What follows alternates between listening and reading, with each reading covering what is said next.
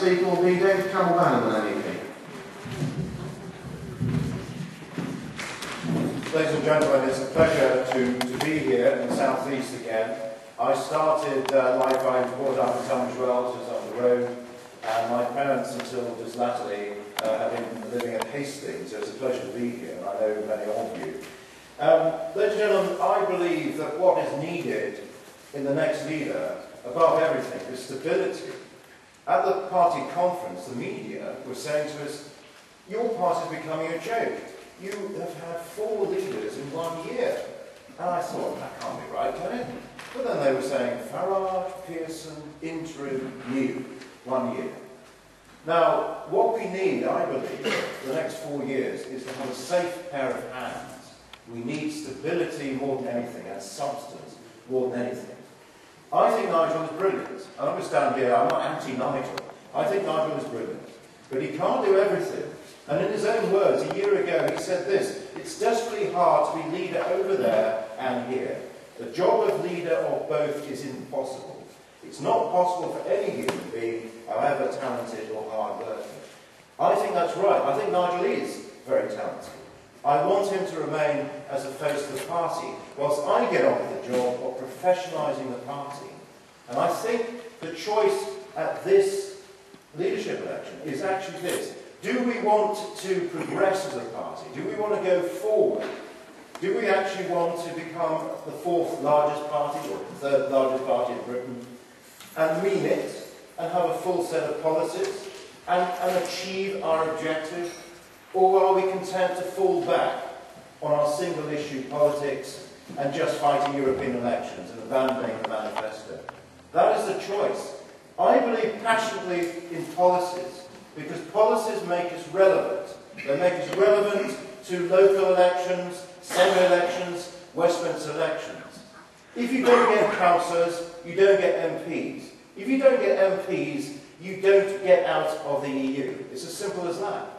Look at what Caroline Lucas did down the road. How many councillors, Green councillors, did she have before she won that seat? That's the way to go. If we don't have policies, then we will just go backwards.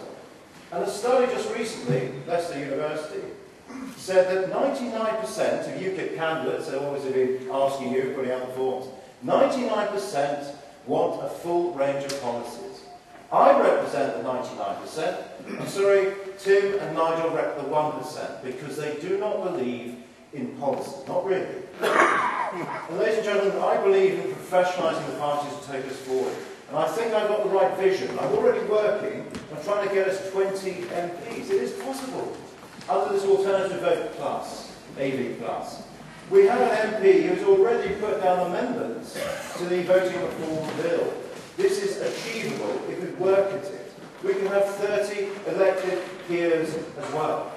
And we should be the largest UK party and European party in 4 years' time. But you know, and I know, we have to start the work now to actually deliver on that vision.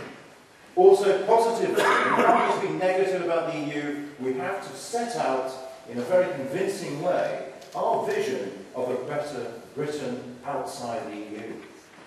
Ladies and gentlemen, I have a lot of experience of you as well. I've campaigned in 4 general elections. I was a local councillor up the road in Tunbridge Wells. I'm lucky enough to be an MEP for the east of England. I am good on the media. Nigel is brilliant. I acknowledge that. But also, you know, I've done Paxman, I've done Humphreys twice. I've survived them. And, you know, I can do media as well. And Nigel would, you know, help me on that task as part of my team. That's where I'm going with this. And I served in government at the highest levels. So I believe I have a blend of experience to offer you. And it's not just me. By the way, I'll spend 3/4 of my time here in the UK. I want to make that commitment today. It's not just me, because I have a UK-based team. I have Frank Maloney, the world-famous boxing promoter, Lennox Lewis, one of his big names. He's backing me as well, and he's going to appeal to the working people. He's going to talk social policy. I have another deputy leader, Nine, excellent chairman. Look please at the website for my team. We have a head of fundraising who's actually Frank has just brought him in the last few days, who's been helping a Premier Football club to raise money. So this is a team approach, I'm calling it, but it's a team approach, and through teamwork, we can really achieve great things. So in conclusion, ladies and gentlemen, this is about professionalising the party. This is your choice.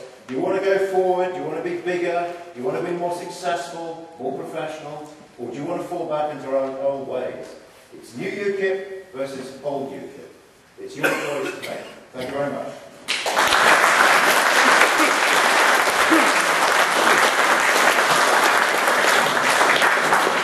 And our final speaker, Professor Tim Collins. Good afternoon, ladies and gentlemen. Can you hear me at the back? Very good. Why do I want to be leader of UKIP? There are two main reasons. The first reason is that my country, our country, Britain, has been stolen from us. And the second reason is that I want to get our country back. The death of our country has been a long process. It's been over the last 40 years or so. And the main theme has been a corrupt, inadequate political class, conceding things bit by bit, by stealth, to a foreign bureaucracy. Bureaucracy, of course, in Brussels and Strasbourg and so on. Now, I don't need to persuade you people here that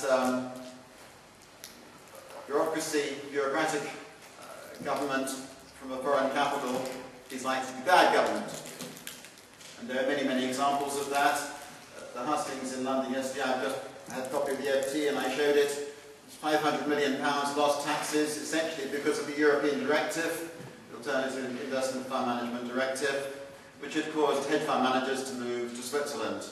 £500 million of lost taxes, £500 million each year of less money available for schools, hospitals, and so on. Pure waste, purely the result of the European Union, purely the result of bureaucratic government from foreign countries.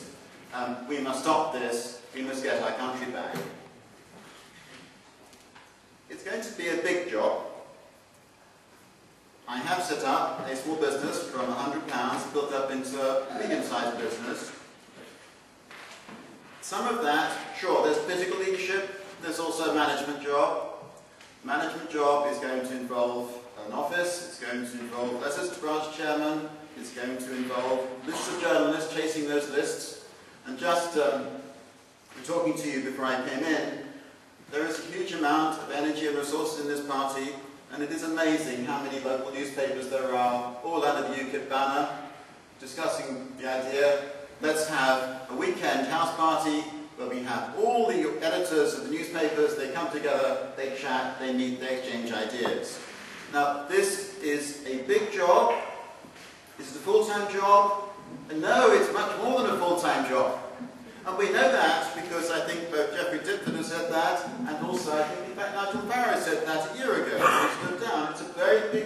It's very difficult to combine that with being an MEP because you're all this time over in Brussels and Strasbourg.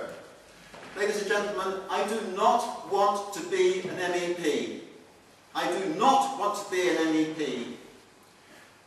Because I'm going to be based in this country, I want to organise the job of getting an office, organising campaigns, getting the publicity going, getting the membership up, and so on. I have built up a company. I know I hope, I'll do my best.